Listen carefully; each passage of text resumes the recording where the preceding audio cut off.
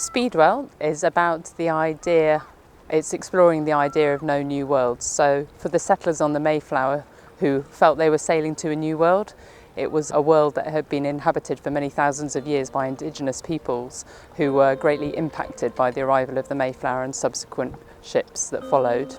And we wanted to challenge that idea and to uncover perhaps previously overlooked stories of the Mayflower sailing, but also to remind people that we only have this world and we need to look after it.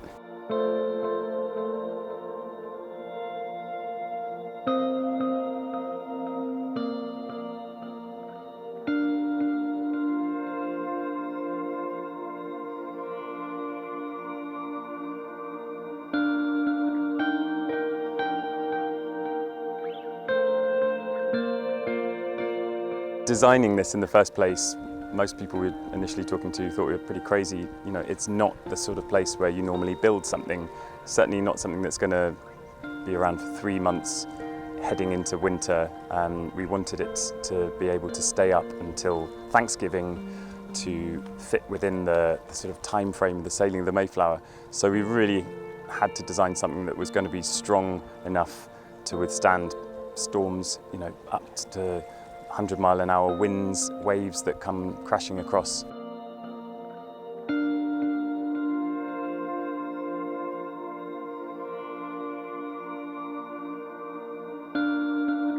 It's been such an exciting place to try and work and design for, but also to actually build it. I mean, Laura, Leonie and myself, we've made this by hand. The scaffolders put the structure up, but in terms of the hanging of the discs and the design of the shapes and getting those things to sit in the right place, we've been doing that these last 3 weeks.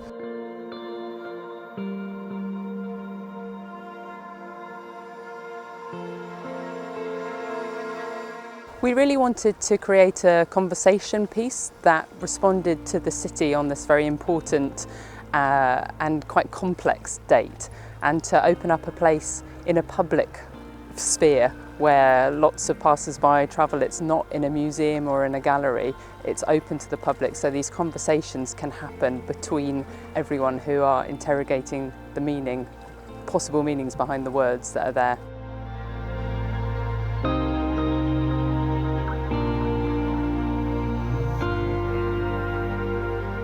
People stopping to see how they understand it, stopping in this space and maybe questioning their understanding of the story, perhaps as they've heard it previously. This commemoration raises many challenging issues, particularly of stories that have been overlooked in traditional tellings of the Mayflower story.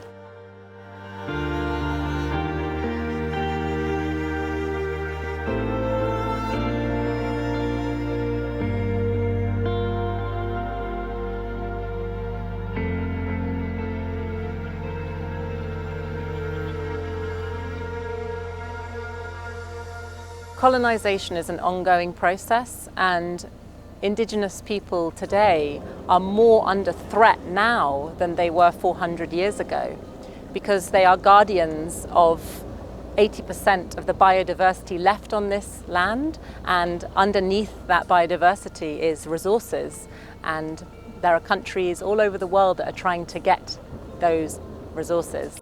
This project is addressing some of those concerns, but it's very keen not to tell people how to think about it. It's really to be open to conversations that maybe explore those meanings.